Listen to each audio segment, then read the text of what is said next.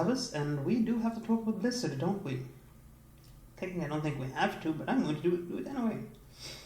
So, unless you lived under a rock, you probably heard about the fact that Blizzard recently banned a pro player, stripped of his title and everything, and his prize money, for making a statement in regards to the Hong Kong-China potential human rights crisis. And this has lit the internet on fire. I was about to say a bad word there, but I'm trying to keep my bad words out of it, because at some point I might actually want to monetize our videos. And having a habit of cursing, well, unless you're on, I don't know, PewDiePie/Septic level, you don't get to curse in your videos. Anyway, so we tried to avoid cursing, but anyway, back on topic. So, this person made a statement in regards to the humanitarian potential crisis and got slapped right down. And I can't fault Blizzard for doing this. Several reasons. Number one, this is a big one. Blizzard do have agreements, contracts in place with all their, should we call them artists, performers, athletes, whatever you want to call them, stating that they can't do this. It's not uncommon. Everyone has this. This way you don't have anyone out of position commenting on such things. I mean, most workplaces does have this. You are not allowed to misrepresent the company. And making a political statement while in a tournament for the company, while on the company's channel, on the company's time, on company money, you are representing the company. So I don't have a problem with that. Do I think they should take a stand in question? Yes, I do, but they haven't done that yet. So until they do, this topic is off the table if you want to retain your earnings. Now, my hope is that this was a planned move. The person doing it was well aware that they're breaking the contract and decided that the actions spoke louder than the money. In such case, I applaud. But mostly because the opposite is then that the person was completely unaware that doing this was against contract rules. And if you are that bad at reading your contracts you sign, you probably should need a wake-up call. And again, that is me old mind speaking from a customer service standpoint. People would call in and be like, oh, I didn't know, I didn't read the contract before I signed it. And be like, yeah. Sweet summer child, you now are bound to a 5-year phone contract. Have fun. Yeah, so I pretty much hope that he actually read the contract from this. This was actually a planned action. Now, why does Blizzard act so strongly in this case? Well, the Chinese market is huge, ginormously huge, and controlled by an iron fist. And Blizzard has done a lot over the years to placate this governmental organ controlling the market to be allowed to operate in China. They are not going to throw all that work away. Not over this thing. Not until it becomes a proper crisis.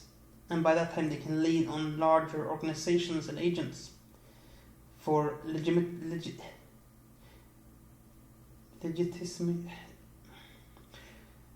Anyway, lean on larger organizations. And the protests are important, but not a company like Blizzard, because they're a company in the end. And of course, doesn't have that. You have the Chinese investment firm Tencent owning parts of Activision Blizzard these days, and they definitely don't want to do anything that risks their place in the market. I mean, honestly, if I ran a company and managed to get in on the Chinese market, I would probably do the same thing. It's money.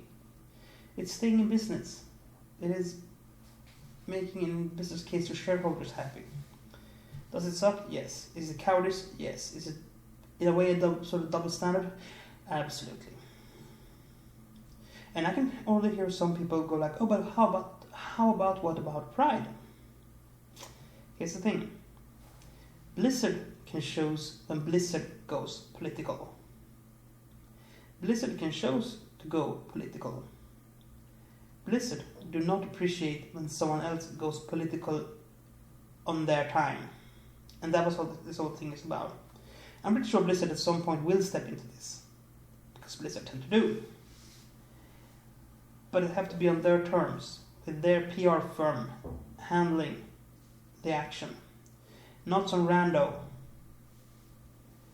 in a tournament doing it.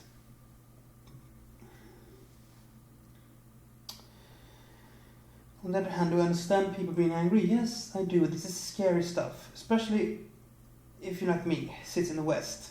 Because we haven't really had this sort of foreign influence before that China is showing now. Most of the rest of the world has seen this several times. Colonization, Americanization. Yeah, it's been done before. I mean, pretty much anywhere the US ends up tend to happen. But it's new for us. We haven't really seen this on this sort of level before. So I mean, it's a bit bigger than a kebab. And that is what I think is causing these strong reactions too. Now, of course, strong reaction here is a minor overstatement, because in a few weeks this is going to be forgotten, people are going to go on with life, and the slackivists are going to go on to something new to be upset about. But it's still worth pointing out this has been a major PR backlash for Blizzard. Not one that they necessarily need right now, because we are not even a month out from BlizzCon, and they do not need this thing shitting all over BlizzCon. Especially if the delivery for BlizzCon will be less than people are hoping for. Then these two things will combine, they'll be merged, there will be a pissed offness that will take last year's pissed offness off the chart entirely. It won't even be a blip. Now, I don't think we're going to see that this year. They learned from last year. They're not stupid. Not that stupid. But at the same time, they were kind of caught in this really bad position where they had to denounce this, slam down this, because they need the approval of the Chinese government to be able to operate in China and its regions. If we get kicked out of that market, you'll be dead. Do I think Blizzard will do anything more about this? No, I don't. They can lean completely on this being a contractual thing, and I understand that. Do I think that Blizzard should get into this mess right now? No. Honestly, I don't think this is time for them to start butting into this. It's a delicate and complicated case as it is. I'm not entirely sure how they would support this and still maintain their presence in the Chinese market. It's complicated, it's horrible, but it's money in the end. Companies are going to company. Can't do much about that.